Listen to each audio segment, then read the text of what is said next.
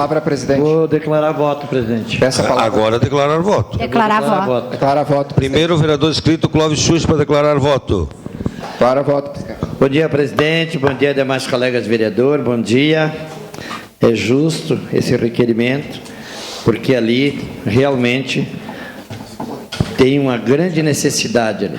Grande necessidade de ser reformado, ou até mesmo construído uma nova escola, porque a gente acompanha ali no loteamento Santa Rita, a escola Afonso Seco, onde eu tenho parente já que estuda ali.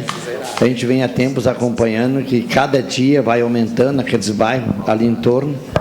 Cada dia que passa vem gente morar naquela região e sempre precisando de vagas e mais vagas para botar seu filho estudar ali na escola Afonso Seco.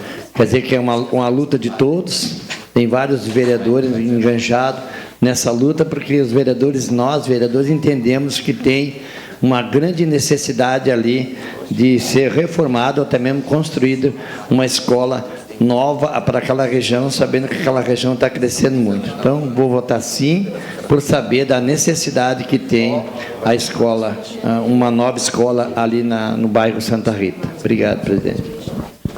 Obrigado. Para declarar voto.